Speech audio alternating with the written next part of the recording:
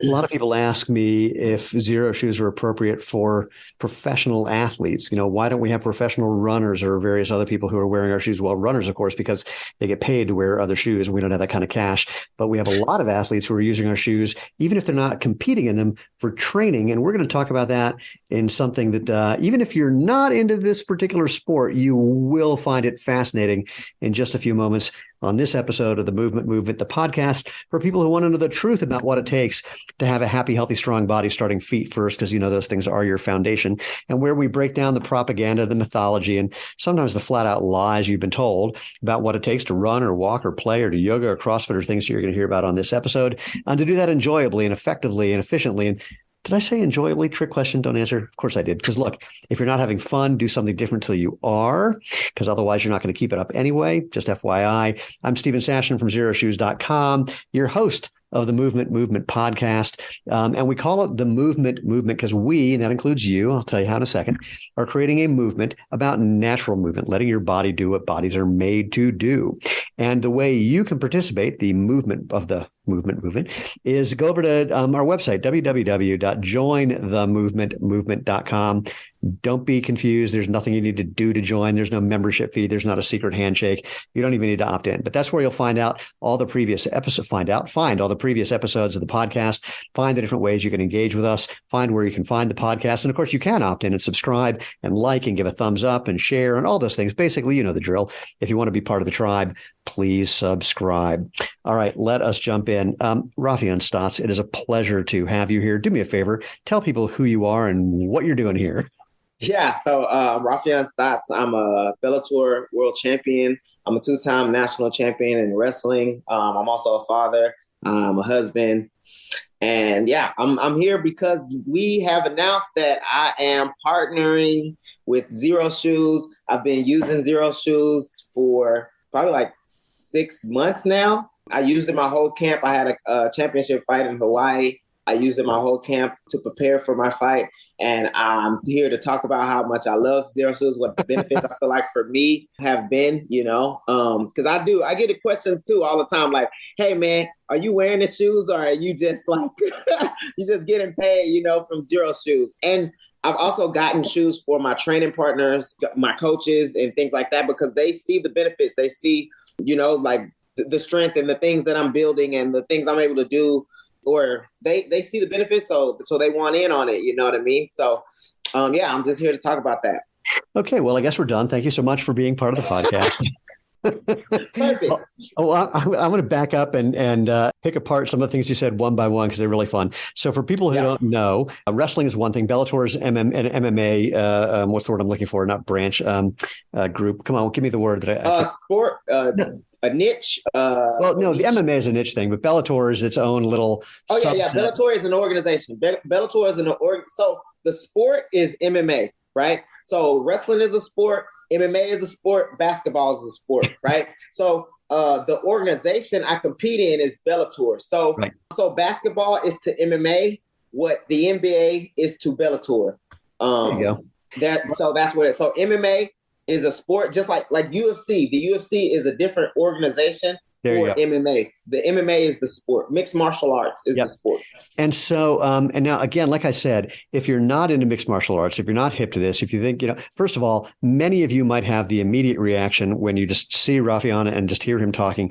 He's not what you would think of when you think of an MMA guy. He does not seem like, someone who's just ready to punch you in the face at any given, like that. He's not doing that face. He's, now when you see, pictures of him fighting or working out, this guy is clearly in shape for doing that. But, one of the nicest guys you're going to meet. And I think that's an important thing to highlight because people do have ideas about MMA that they don't understand or that aren't accurate. This is, it's funny. There's a word for boxing. There's something art, the pugilism. No, but there's another word like about I can't think of the phrase, but it's basically about the art of boxing, which sounds like a crazy thing. But when you start to understand boxing a little bit, you really get the art component of it. MMA, same thing. It can look like just two guys going at it, but it is much more than that. So I want to back up before we get back to the Xero Shoes part. I'm just really curious. How did you get to MMA at all? And you started with wrestling, yes? Yes, I started with wrestling. And to be honest, like my like entry into MMA was a lot like my entry into wrestling. It was like the curiosity and like learning new things. That's what really got me hooked. And when I got to MMA, so I did wrestling. I started wrestling when I was a junior in high school, which is like really late for a wrestler to begin. And then I won nationals, All-American. I did like really great things, especially for starting so late, because I like dived into the art of wrestling, why I'm putting my foot here, how I'm manipulating somebody. And then that kind of carried over to mixed martial arts. Mixed martial arts is wrestling, it's boxing, it's kickboxing, it's Muay Thai, it's any martial art that you can think of mixed into one. Pretty much taking the best techniques you get to compare them versus all of the techniques in martial art another person can bring, So that was what like hooked me to mixed martial arts. Like I had no idea about how to box. I had no idea about how to do jujitsu, and me learning these techniques was like really fun. It's like kind of a rabbit hole of like techniques and things that I can learn, to manipulate somebody else. It was just like super fun to me in the beginning. And, when I watch an MMA fight, and to back up, think about UFC, Ultimate Fighting Championship, the way that started was literally some Brazilian jiu-jitsu guys wanted to prove that they were the best fighters. And so they were, staging these fights between different martial artists, Aikido guys against wrestlers, boxers against Muay Thai guys, Thai, it's like one after another. And of course, the Brazilian jiu-jitsu guys just wiped everybody off on the floor. So it was great marketing is what it was. But it's evolved. I mean, I don't follow it really, really closely, but I've been tracking it. Geez, I just realized it's been over 30 years. Holy smokes. Because I was doing Aikido and Tai Chi, but not the way most people do those, which is Tai Chi. They look at it's like old people doing relaxing. We did it as a fighting art and a sport. Same thing with Aikido. We were going to just, dance around and throw ourselves on the ground. I worked with a bunch of guys and women who we just wanted to see, is this thing for real or not? Which, by the way, got me into a lot of trouble when I found dojos that were not interested in that. Applying it in real life, like against or in a self-defense situation. Well, I'll tell you something funny about that. But I mean, it was like, look, if you watch Aikido, it looks very dancey. And a lot of times people are just kind of, if the person who is being attacked will do some move and the person who was attacking kind of goes with the flow instead of what would happen in a real fight where they'd come back after you. I mean, it would just a whole different game. So we just, we attacked people for real, and we wouldn't throw ourselves on the ground if they didn't get us to, fall on the ground, and we wouldn't just go for the ride. We'd come back, and it was incredible. Like you said, it was just fascinating. It was really, really interesting. But I annoyingly, that's going to sound a funny way of saying it, I never got into a fight. And I say annoyingly because I was always curious. Like my Tai Chi teacher was a 27-year-old guy who'd been doing Tai Chi since he was 5. Mm-hmm. When he was 20, he said to his teacher, "What about the fighting part?" And his teacher said, "It's all just built into doing the form." And so he would go into these biker bars and just pick fights with people just to see what would happen. And he never lost, I was not that crazy. But there were a couple times living in New York City where someone, like they were, wanted to pick. I mean, a cab driver cut me off on my bicycle. I yelled at him. He jumps out of the cab and yells, "I'm going to kill you, man. I'm going to kill you." And I'm thinking, I've never been in a fight. I've been doing these martial arts for 5 years. And I went, "All right, give it a shot." He's like, "What?" I said, "Let's try a shot." Yeah. And he's going, "No, seriously, I'm going to kill you." I said, yeah, I know. Come on. Because I just wanted to see what would happen. And then he said, "If I ever see you again," and he gets in his car and leaves. So, which is actually a great fight. Yeah. So. The crazy thing about like when I started like learning martial arts, and I think this because I go to schools and I talk to children about like getting involved in a martial art. And the martial arts that I have trained in, you do like a bunch of not fight simulation, but you're applying a lot of the things that you do. So like in boxing, like we're punching at each other, we go live rounds, or in jiu-jitsu or wrestling, like you're trying to beat one another with the grappling. In that, like learning all that, and then also probably because I get in fights for a living, it builds a sort of like confidence where when I'm in like situations like that, where I'm not like, I feel like most fights happen because of the unknowing. Like I want to prove to this guy that I can beat his butt because he doesn't believe that I can beat his butt. I feel like most like bar fights and things of that nature happen like that. But with like from me like doing martial arts and things like that, I know that I'm gonna like win those situations. Like I know it. So and it's not like I don't feel a need in those situations to like prove that to this guy because this guy doesn't know it. Like I know it. So I'm like, if something comes at me, you know, I'm definitely gonna handle myself. But I'm not seeking out those things because it's not as exciting to me, you know, to beat up somebody who doesn't really know what they're doing. Um, you know what I mean? Do you ever hear Mike Tyson talk about this? Nuh-uh. Oh, he says, you know, I'll be in a club or bar or something, and someone wants to pick a fight with me, and all I could think is, you don't understand. If I punched you once, you would die. Yeah. Just knowing that, he's like, you know, he just kind of like chuckles and walks away. Yeah. Yeah. Like it's been countless situations, and in those situations, I find myself like laughing, right? Which it doesn't help in all of my situations because most of the time when I like end up laughing, like they are more agitated or you know, or they feel more a need to like prove themselves to me, and I'm like, please don't. Like I'm joking right now, but like if you touch me, it's not gonna be good for you, you know. But well, you know, and hold on, how tall are you? I'm only 5'7". And what do you weigh? I weigh probably 160. Yeah. So that's the kind of thing, you know, bigger guys might think, oh, here's someone I can go after. And, you know, if you're just kind of chuckling at them, that's going to be very upsetting. That'll be you know, really upsetting. Yeah. You know, it's funny. I've definitely got into fights because of that, but it's nothing that I like seek out, you know. I had a thing once where some guy was, I was on the bike path and I went around someone and I didn't yell on your left because I went around him by like 20 feet and he started screaming at me that you're supposed to yell on your left. And I stopped my bike and I said, do you really want to argue about this? I mean, is this really something you want to get into? And I was really tempted to say just for fun, do you know Brazilian jiu-jitsu? And he would of course go, no. I went, oh, then you should come to my school. I mean, I go to school. Now I don't. Yeah. I don't even know BJJ. But that would give him like a second thought, like exactly. And this guy was big. He was like 6'2". I really want to engage just to do that pattern interrupt to make people go, wait a minute. So let me think about this. If this guy who's 5'5", 145 is willing to challenge me, something is wrong. Yeah. Yeah. If it looks too good to be true, it might not be true. Yeah. Yeah, I think that sums it up. So, and now, what was it like for you when you went from wrestling into and added these other martial arts? I mean, most people in MMA, they do have a specialty that they rely on, but sometimes, you know, that specialty isn't really the best thing for a fight. What was it like adding these other things to the mix? Yeah. So when I started, I was actually like in between. I was thinking about going to like the Olympic level and wrestling, like on a senior level for wrestling. At that time, a fighter by the name of Jens Pover, who's the first UFC champion, was starting a gym in the same town that I was wrestling out of. He asked pretty much for me to come to his gym to just show the MMA guys some wrestling.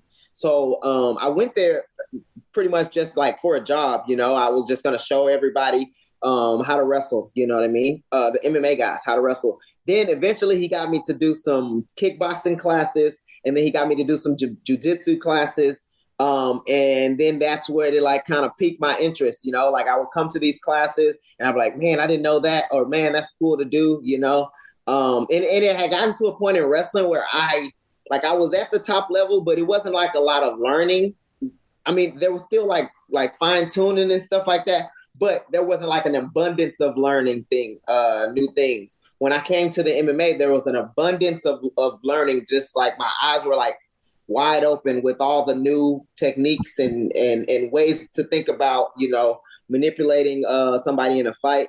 So so he got me hooked with that. And then it took a while. It took like 6 months or so for me to like get a fight. He was like, because he got me to the class and they were like, hey man, you might as well like try out a fight now. You know, you know all the things now. You might as well try out a fight. And I did an MMA fight, and no lie to you, so I finished this guy in like a standing. This guy was like 6'1". Granted, I'm 5'7". I had him in like a front headlock, and it's called an anaconda choke. His legs were like dangling in the air. And then like I let him go. Like he tapped kind of in the air. I let him go and he was like unconscious. And I thought I was like the biggest deal or the baddest guy on planet Earth.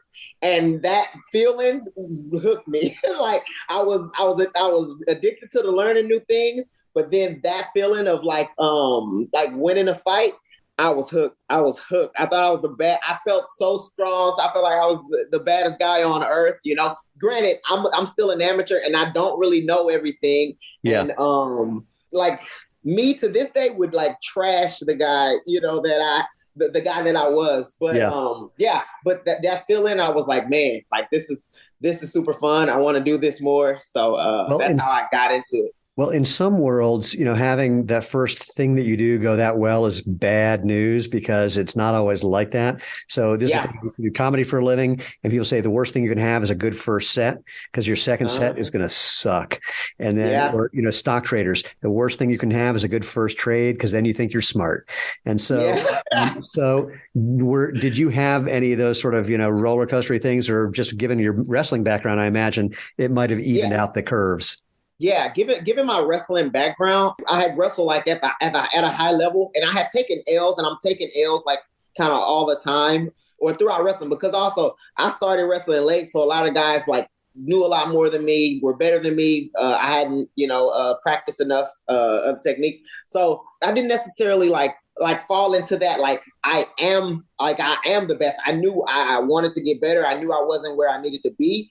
And I was addicted to the learning part. So I was more of a gym rat, you know, so like trying to be there early, be there late for the technique and the mindset of fighting, you know, and I think that paid dividends for me because that's what ultimately like I can rely on now is like the knowledge that I gained while I was coming up, you know, or the willingness and wanting to like learn.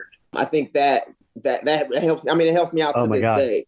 No, that's a huge thing. You know, I just thought of a weird thing. Like during COVID, actually, I watched a lot of Brazilian jiu-jitsu videos. I don't know why. I found it really fascinating. And it did look like it was really fun. I think of BJJ and MMA to a certain extent. It's like a three-dimensional chess match with two, you know? Yeah, that's how, or I looked at wrestling at that way before I found jiu-jitsu, you know? But yeah, that, and just like in a chessboard where there's just so many different ways you can go to get to the same goal. Exactly a 3D chessboard. That's exactly how I see it. And it's so fun. Like, it's so fun to like figure it out. Like, okay, maybe this guy's stronger than me, but I have techniques I can do for that. He goes left. I can go, you know what I mean? Right. Yeah, or I can either use his momentum or push against his momentum. It's just super fun. Did you by chance see, I think it was on HBO or Netflix, I can't remember which, it was a show that was on during COVID. They're waiting for the rest of the first season and hopefully a second season, called The Old Man. Do you know about it? No. It's so Jeff Bridges plays a way retired CIA guy who gets dragged back into something. And in the first 2 episodes in particular, there are fight scenes where there's a lot of stuff that's very MMA-ish. And from all the stuff that I watched and listening to the commentary, you know, I learned just enough about how to watch MMA or watch BJJ. And I knew, you know, certain things about what you want to do in that chess game. And what was amazing about that show is like, there's a time where I'm going, oh, you got to lock his leg right there. And then suddenly he locks his leg. Oh, you got to get guard on there. And suddenly he does that. Yeah. So it's like, it was for real. So that's a prelude to asking to this weird question. For someone who doesn't know anything about MMA, if they're going to watch, what would you ask them or invite them to kind of look for so that they could get a little bit of an understanding that might make them want to find out more about either just watching it or maybe even trying any of those different martial arts? When it comes to like the grappling, I feel like that the grappling is like the hardest point to like kind of know when someone's in control or when, you know, someone's winning. So, well, hold on. Let's pause there because I'm going to highlight that because, and feel free to add in or correct. A lot of times, the guy on the bottom is in control. Yeah. And that's just not the way we think about a fight. Exactly. And so for the person naked eye, you know, that has no experience in MMA, I would just like control, whether it be from top or bottom. I would look at who has control of the situation, you know, or who has who has the ability to disengage if they want to.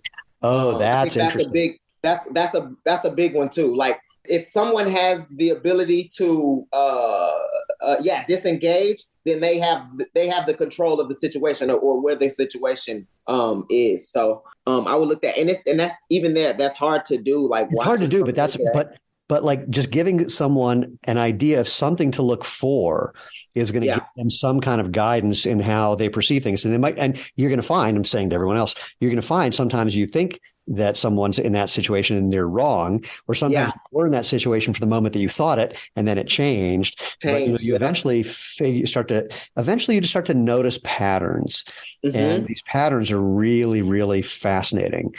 So I got to ask, coming from wrestling into MMA, what was it like the first time you got seriously hit in the face? Oh, it was like there's like a ringing and a surprise that you're not accustomed to, and obviously pain, the pain and just the shaking and the pain of it, or like buzzing, they call it sometimes. I think like getting used to that is not normal, You think? And I realize that like fighting, a lot of the things that we're naturally, human nature tells us to do is like kind of the opposite of what you have to do in fighting to be successful. You know what I mean? Give me an example. So, for example, like if someone is punching you or like in the range to punch you. So if you want to reattack or if you want to commit offense, it's better for you to block and not absorb, but kind of attack the attack, to attack the attack while loading your attack. That's the fastest way to commit offense when someone's like offending on you or committing offense on you. You know what I mean? Human nature is to run away. Right. Where there's like benefits to run away, but it takes more time to develop your offense. Like if I move away from you, then I also can't hit you. I can't hit you back. Right. What I'm saying. So like that's one of the things. Like human nature. Like someone throws a strike at you, you run away or you move away. In MMA, like how you move might open up something else. Like you might move your head back, but your legs are still there, so they'll kick your legs, and you're not in a position to defend. Whereas if you stay postured forward and absorb the shot, then you're ready to check legs, you're ready to hit back, you're ready to wrestle. But that's opposite of what like human nature tells us to do. I hate to ask this question, but I'm going to. Yeah. Did you find when you started feeling things like that, and it's obviously a little different in wrestling, but when you start really getting familiar with, I don't want to say comfortable, familiar with doing things like stepping in to an attack so you can attack back, did you notice that had any impact on the way you do anything else in your life? Yeah, I think so. I mean, fighting in general definitely has had an impact on how I attack different parts of my life. Just like because a great deal of it is mentality, And I don't know if it's like I'm more aggressive in the rest of my life. I don't feel like that's the case, but I feel like I go about things more intelligently or deliberately. I should say deliberately. I do things more deliberately once I start figuring out like the way I'm fighting should be deliberate. Like every step I take, everything I do should be deliberate. So like how I handle my finances, how I handle my children, everything is like deliberate. I'm deliberate. One way that occurred to me as you were saying that, it seems like you have a different kind of willingness to engage. Yeah, definitely. In fighting, that is true. I don't know. Maybe I do. And I do. I don't know. Engage. Maybe not. I mean, like, yeah, that's a good question. I gotta think about that. I don't know. Well, like I realized for me one day, and again, look, I'm way older than you are, and I didn't realize this till not very long ago. I mean, I've been an individual sport athlete my whole life, and I don't know if what I'm about to say is true, but it's a pattern that I sort of identified. That in business, I tend to think of what I'm doing in the same way that I think about how I compete, which is best man or best thing wins. Yeah. I'm wrong because that's not the way it works in business. I've often had people win a fight, if you will, because I had the best thing. I was the best man. And rather than them just going, hey, we lost, they do something when they're backed into a corner to get out of that position, to disengage. And the thing that they did screwed up my business. I mean, just with Xero Shoes, we had a multi-billion-dollar company get a big order with a retailer canceled, an order that we had canceled because they didn't want us in that store because we were already beating them in another store. And it would have never occurred to me in a million years to call the store and say, we don't want that brand, that Xero Shoes, we don't want them in there. And of course, the store went, okay, because that was a multi-billion-dollar company. Right. And they will gain more from that. Yeah. So, it's taken me a while to learn my natural inclination. And again, I don't know which came first, this idea or just being an individual sport athlete, but the idea of best thing wins, I'm constantly having to check that. Because that could get me, I could lose that fight. Yeah. Well, for me, the way I look at martial arts is it's always been about self-progression, So most times that aligns with being the best, but ultimately I have to focus on my self-progression before any of that matters. So so if I look at a camp, if I'm starting to fight a camp, I have an opponent. So I'm practicing self-progression, progressing in everything I do within the mixed martial arts realm. Pretty much all year long. I'm focused on getting better, tighten things up, learning new things, getting better. Once I have a opponent, I'm then also focusing on getting better. But there's a smaller window of things I have to be better at because of the opponent, you know? So a lot of the stuff, my finance, everything is and for me, I mess up a lot, I mess up a lot. So I'm as long as I'm better than I was yesterday, I'm going to be all right in the long run, and that's kind of how I looked at mixed martial arts. I can mess up and still win, but as long as the more things I can make better, the more things I can make a little tighter, I'm gonna be good in the long run. But yeah, it starts with me. I don't necessarily compare myself with a lot of other fighters, which I've been told I need to do more of, watching film on all the greats and things like that. I don't do that, which that could help with my self progression. But I'm so focused on hey, I'm doing this right now. How can I do it better, or why can't I do this right now? You know what I mean? Well, looking at the greats, I'll come back to business. People have called me every now and then and said, hey, we have this opportunity to go to Richard Branson's island and hang out with Richard Branson. Do you want to go? And I say, why would I want to do that? And they go, what do you mean? It's Richard Branson. Imagine what you could learn. I said, I can tell you what I'll learn. I'm not Richard Branson. Yeah. And that's exactly, that's how I feel, That's it. Yeah, that's exactly it. The great. I feel like the great in mixed martial arts is Demetrius Johnson, But I have not watched a lot of Demetrius Johnson's fights. When they come on, I watch them, but I'm not studying how he's doing things because I'm not doing those things. If I wanted to do those things, then I would have to start from fresh and start being him. I gotta be a little shorter. I gotta, be quick. Well, and here's another proof that just watching other people to try to figure out what they're doing doesn't necessarily work is, and this is getting in the weeds a little bit for people. There's a Russian boxer named Lomachenko. It's his last name. And people Vasily Lomachenko.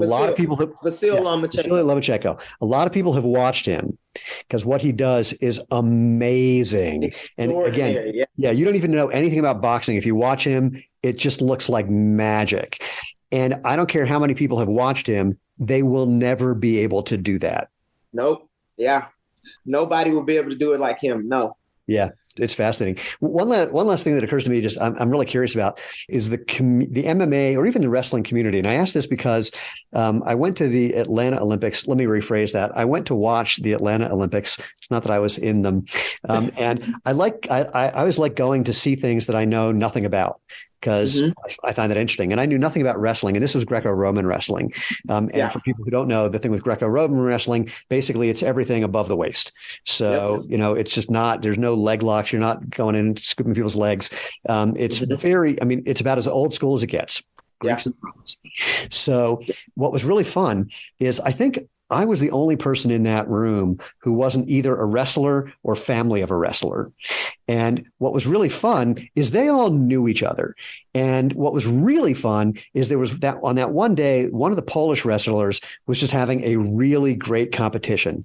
And everybody in the stands, no matter where they were from, no matter whose kid, they had who was about to fight, they were all suddenly Polish. They're all just screaming, Polska, I mean, they just love because they know on any given day, it could really work for someone and not for someone else. Yeah. They were just so happy that for this guy, it was really working. And I was crying. Everyone was it was just so generous because they've all been on every side of that equation. It was exactly. And that's exactly it. Everybody there, especially at the highest level, have more oftentimes than not, they were with everybody that was there when they was kids, was there, all the way growing up, or they had a family member. If they're at an Olympic event, they've been at this family member's freaking high school matches, middle school matches, out of season matches, and so they understand like what goes into it, like what heartaches are, some days you don't have it and what that means. So like I feel like I almost said elitist group, but that's definitely not the right term. But is that the right term? It's similar. I mean, basically, when you're at an elite level, yeah. Yeah. Each one of those groups, I feel like a small, like family, like close-knit family. Like, even if they're like rivals, they see each other a lot. They understand you. They understand each other. Yeah. I met a guy 2 weeks ago who's a 3-time Olympic gymnast, and I was an All-American gymnast, but I never got that level. And we were just talking, like on the first day that we met, we were just sharing stories. And on the second day I came up to him, I said, look, I want to apologize if my stories from, way down here, I'm not trying to compare my stories to your way up here stories. And he said, are you kidding? Just the fact that I can talk to someone who understands this is so much fun. Yep. And that was really, that was really very sweet. And I imagine there have been times where you or your family comes up to, I don't know, what's your record, by the way? 18-1. So on that one, I imagine that there were people who, well, I'll say it this way. During the 18 that you won, I imagine that you and or people who know you or family members came up to the loser and congratulated that person, appreciated that person. That time that you lost, I bet they did the same thing to the guy who beat you. Yep, exactly. His coaches, his family members came up and was like, "Hey, man, you'll be all right. It is just a stepping stone." Of course, at that time, you're like, whatever. Well, But it happens. I'll never forget when I was a gymnast in high school. Our coach said to us, like, we're competing against some team. There's some particular gymnast, we're hoping to beat, and then he screws something up. Something doesn't go good, and we kind of went, "Oh yeah," and he said, "Don't ever do that. Don't ever do that." Yeah. If you're going to win, you want to win because you beat someone, not because you didn't do your best. And all you want to do is do your best. And if you don't do it, then you don't want them doing the same thing to you. And that was a big life lesson for us. Profound. Yeah. Oh yeah. So, all right. So let's move into the part that you started with your awesome promo. Thank you. So how did you find Xero Shoes to begin with? I don't even remember. Man, how did I? It was Everest, I believe. Oh, yeah. Everest, he just had me try him out. So Everest is your manager? Yep, Everest is my manager. Wait, let me back up. So clearly when you're fighting, you're not wearing footwear. And but there's a whole lot of training where being barefoot is not going to be the thing to do. Exactly. So I run on the treadmill often. I run outside often. A lot of the strength and conditioning I do, the circuits are on turf. I'm doing on hills. I'm doing stuff on sand, doing stuff on concrete. And my feet are not because I feel like I sweat a lot and I'm like barefoot a lot. My feet aren't the roughest thing in the world. You know what I mean? So I can't do those things. I just can't do those things barefoot if I wanted to. No, it's fine. And so let's pretend that it was Everest who found us somehow and thought this might be a good idea. Did it take convincing or did he just buy something for you? How'd that happen? Yeah, no, he bought something for me and had me try. Or I think you guys might have sent out something for me to try. Oh, yeah. And it was just like I was just going to try running in them for a while and just see how they felt. And then I went from running to like doing my training in them. Because before I just tried the running.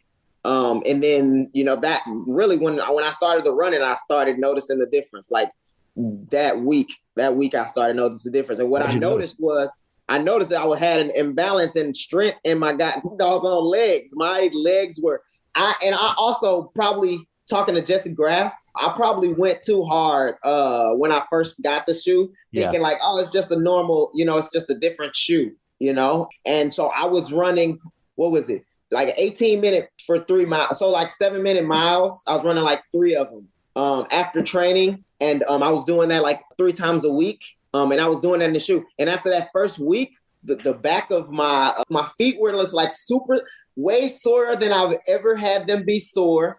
And the like right underneath my calf was like super sore. Like at the end of that week, it like hurt to walk, And so I was like, but I understand like, like injuries and like soreness, soreness from muscle fatigue, pretty much. And so I was like, obviously these muscles have never been worked, or they just like are getting cheated some type of way. And that's why I know when that happened, I was like, yeah, man, I like the shoes. I need the shoes. Because at the very least of what happened, I want to be stronger or harder to kill in that way. Like if I needed to, if I needed to run somewhere barefoot, like I obviously can't do it for a long time. So I was like, man, you got me. Now, this is a brilliant insight into the way your mind works, because many people in that situation, which is just called doing too much too soon, will go, oh, see, this doesn't work because look, I got sore and it's just going to be bad. Yeah. But, and the problem with the too much too soon idea is, of course, you don't know you did too much until you do too much. Yep. And I will add, calf pain is optional because it's as much about learning to relax in the right way as it is about getting stronger. Because in fact, the more important part is the relaxing part. The getting stronger happens over time, but the relaxing part is something you can do almost immediately if you pay attention. Yeah, and I was like running on my tiptoes. I feel like when I first got them, I felt like the shoes were so light. I was like, oh man, I could just run on my heel, never touch the mat or never touch the treadmill, and I'll just like run, and that's 3 miles. And that's an interesting and common misconception. People hear that, oh, you're supposed to land on your forefoot of the ball of your foot, and they think, because some people actually teach this, that you're supposed to just be on your toes and your heel never touches the ground, which is not the case, and that can cause some serious calf strain. I mean, the first time I ran with someone who was overstriding, reaching their foot way out in front of their body and then pointing their toes to land on the ball of their foot. It's like, what are you doing? She said, well, what you're supposed to do is like, no. You're supposed to land with your feet underneath your body. And when you do that, you can't help but land on the ball of your foot or your forefoot. And then you let your heel relax because you just don't want to be spending more energy than you need to. And she's like, no. Yeah. See, I never knew that. There's a lot of things I just did, and that's going back to like I always want to be like a little better than I was last time, or so if I like that type of stuff is stuff that I like needed. I talked when we had the partner thing with Jessie Graff, and she talked about like foot training or muscular training in your foot and things like that. I was like, man, that's something I need to learn because nobody's teaching it, nobody's teaching me how to run. I just been running for 30 years. Well, the good news is that if you pay attention, you tend to figure it out because your brain is not stupid. And if something's painful or something feels awkward and you kind of, are paying enough attention, you're going to make adjustments to not do that thing that's painful or stupid. Like my story is my first barefoot run ended with a big blister on the ball of my left foot. I'm going, how come my right foot is fine? And on my second barefoot run, I paid attention to my right leg, thinking that if I stopped doing whatever caused the blister, then or basically if I stop doing what hurts because I got a gaping hole in my foot, then I'm probably not doing what caused the blister. And after 9 minutes and 30 seconds of agony, my brain figured it out and my form changed and everything was easier, smoother, more fun, faster. And it's like, oh, it was something that I didn't even know I had until I got that feedback. Yeah, that's true. Yeah. So you kind of got to mess up to get it right. There's no choice. You can't do it perfectly you can't learn something new perfectly on day one. And what people also forget is that the frustration that it feels in trying to learn something new is not a sign that it's difficult and you can't do it. It's a sign that you're laying down new neural pathways to be able to do it. Yeah. And I can only imagine, you've had that same thing, especially Same thing. picking up boxing, picking up Muay Thai. It's like, you don't even know what you're doing wrong at first because you Yeah. can't feel it. And then eventually you get a little smarter and it's like, oh, and then you keep Yeah. getting smarter, mostly because someone hits you and you go, how the hell did that? Yeah. Yeah. But I figure it out. Yeah. Yeah. I'm curious about something. I just remembered this. Years ago, in fact, when I was in high school, my gymnastics, this will be funny to say it this way. My gymnastics coach's ex-wife's husband, Well, that's a mouthful. he became really good friends with because the guy was a professional athlete. He was a boxer. And he came into the gym one day and said, all right, I'm going to show you how we do what we do. It's like, and our coach, Jack, he says, don't hit people. He's not going to hit anybody. I'm just going to show you that people don't understand this sport. Mm-hmm. And so he put a quarter on our head, on the top of our head. And he goes, I'm going to try and take that quarter off your head. You just try to block me. And you can try and do it however you want. I'm going to start with my hands at my sides, and I'm just going to grab the quarter. You try to stop me. And none of us could. It's like we're flailing. And it was only years later that I realized it's literally impossible. The amount of time that it takes for him to move his hand, to grab the quarter, and then move his hand back, it's not possible to process that information into your brain and then send that information to your hands to block him. So clearly what's happening, to be able to block him, is we'd have to see that he's telegraphing the move and then kind of anticipate what he's doing. And he just didn't telegraph anything. Yeah. And so I imagine at first with some of these new things you were picking up, coming back to that, at first it was kind of like, how the hell did they just do that? Yeah. And then eventually you learn to see these subtle things. Yeah. Your eyes. You learn like where the movement is or where stuff is coming from. Yeah. Especially like in punches, Yeah. Punches, you like a lot of times the hand is you don't want to focus on the hand. You want to focus like what's going on around because there are tails before the hand kind of comes up to hit you in the face, So yeah. So, and especially if you're doing or if you're doing it right, there's like a lot less, not as many, tails, Right. There's fewer things you're paying attention. You're basically learning what not to pay attention to. Yeah. Yeah. Yeah. That's interesting. So backing up to feet, because what the hell? So you got some Xero shoes. You started having this experience of like, oh, this could make me stronger. Now that this has been 6 months or so, what else have you noticed, and how has this, if at all? I'm not trying to lead the witness. How have you noticed the translation of what's happened from spending more time using your feet naturally into what you're doing in the ring? So I've noticed, especially in my my strength and conditioning. Well, not actually, no, I noticed it. I noticed it too in my sparring. So sparring is where I test out my techniques and the things I've been working on against somebody else. Is like play fighting or sparring. So in sparring, I'm noticing more balance in like kicks, and that's another misconception. A lot of martial arts are based on balance, being able to manipulate your body in a fashion where you still have a base underneath you is super important in mixed martial arts, because if I'm balanced, then I can do all things. Once I'm off balance, there's limited. The things that I can do are limited, right. And I never want to be in a situation where I'm limited against somebody else who's not. So balance is huge for me. And I noticed that I've been practicing different kicks, in specific, or a specific kick is like a front kick, and I'm noticing my balance on the leg that's not kicking is super important, and it's better. I can throw. So I used to be able to throw a flip kick, but now I feel like I can throw it without having to worry about my balance. So I can throw it a couple times now, So things like that. Obviously, the running, I'm able to go longer. I'm able to run, without there being pain in my legs now.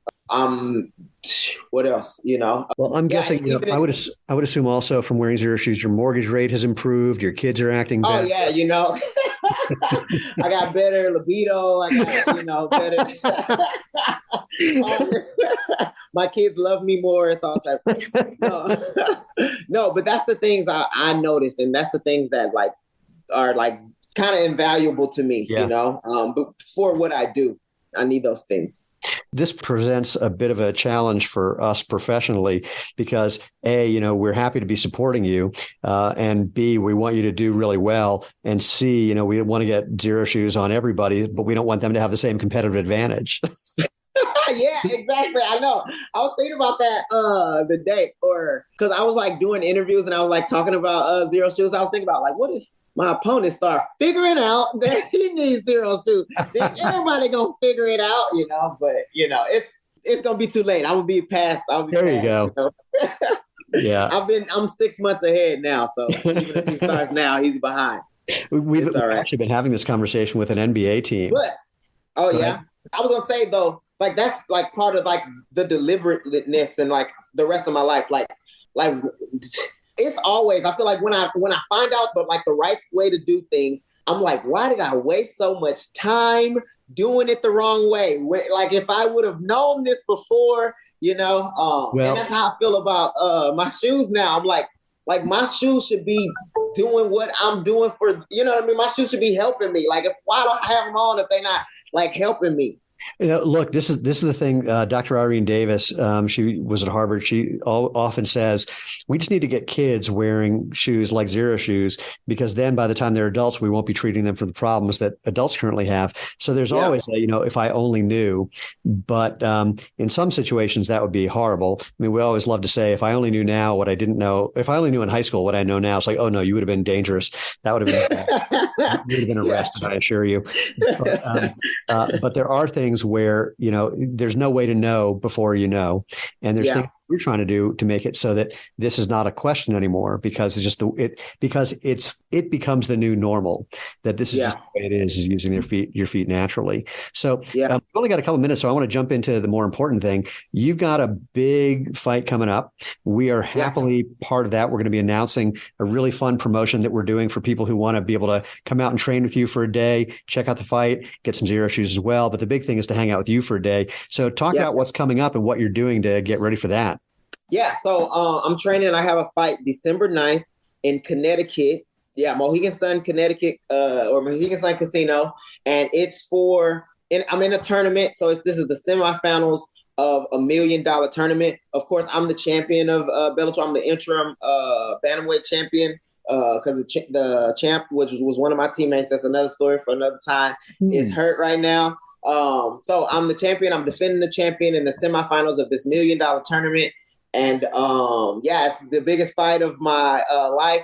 There's a lot of crap talking between the both of us. And it's gonna be a fun time. And we got some fun stuff, planned for some people who want to come out and train, come to the fights. Yeah, I don't know if we can announce it yet, but it's coming soon. Okay. All right. It's for people who want to hear about this, to have a chance to go to the fight, hang out with Raufeon, etc. Make sure you are following us on social media. Go to xeroshoes.com/subscribe, because it'll be in our newsletter coming up. It's a very exciting promotion with a number of other people. And now, when you say $1 million event, if you win, you don't get $1 million. Yeah. No. If I win, I get $1 million. What? I get $1 million on top of what I make to fight. So this is actually life-changing for my family. Say it again. No, I knew that you actually did, but it was fun saying you can't be getting $1 million. Like, holy moly. I know. Even me thinking about it now, it's like, what? Yeah. So, because for people who don't know, when I started fighting, I fought for I would go through the same process of a camp.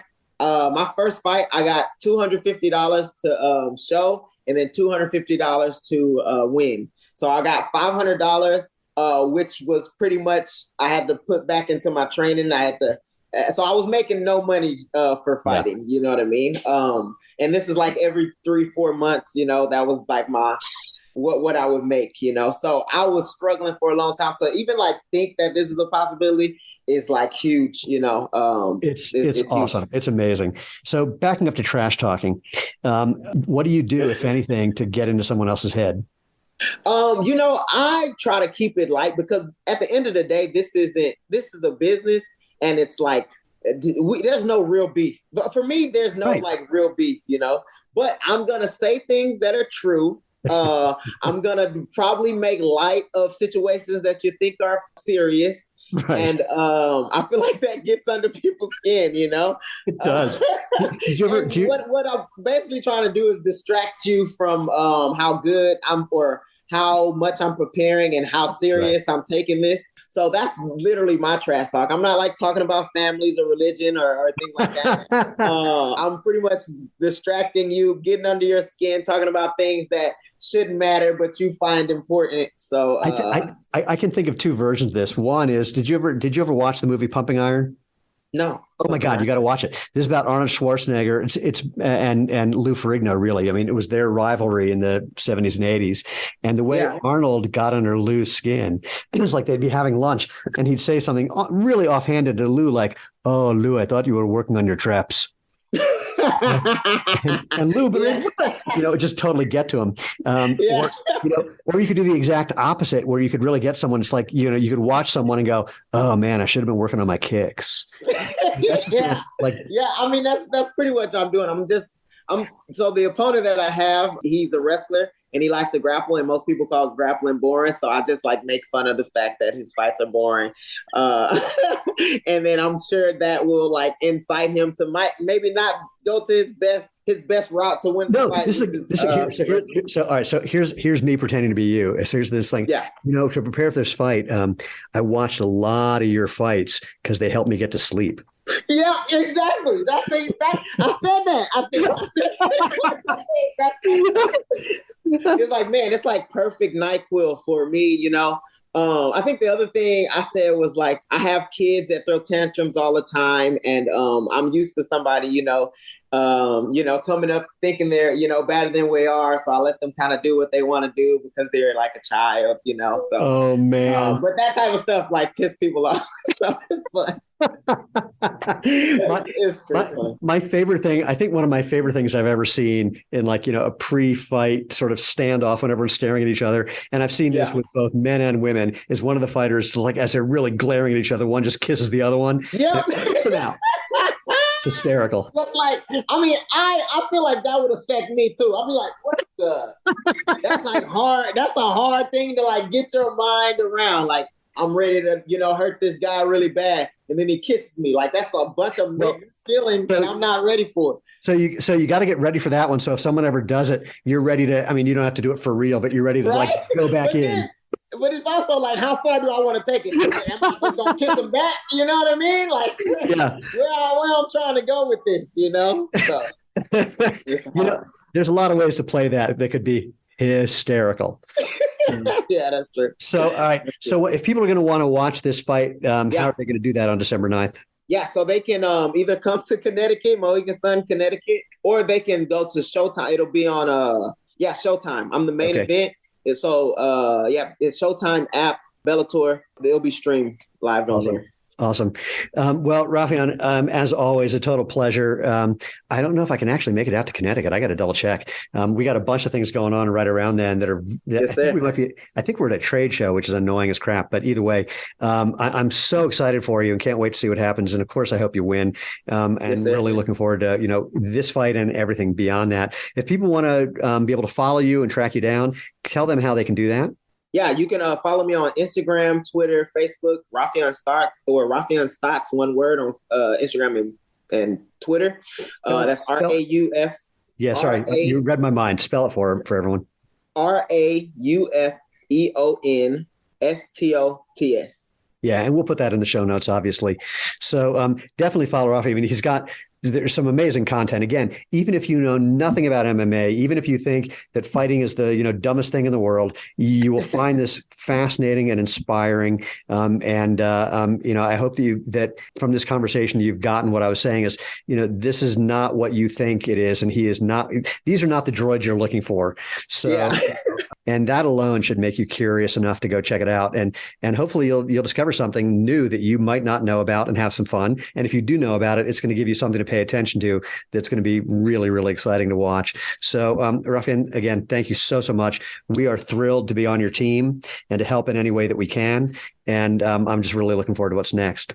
Hey, I want to say thank you guys. Thank you guys so much. I feel like there was a shift in my mind, a shift in my body. So I appreciate you guys, regardless of if you're sponsoring me or not. I am a believer in Xero Shoes.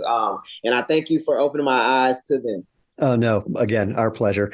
So everybody else, thank you for being part of this conversation as well. Just a reminder, go to www.jointhemovementmovement.com for more info, previous episodes, how to find us, where to find us on social media as well. And if you have any questions or requests or complaints or comments or anyone you think I should talk to on the show, including someone who might think that I have cranial rectal reorientation syndrome, aka have my head up my butt, I'm okay. I would be happy to talk to someone who thinks that, so we can just, see what that conversation turns into.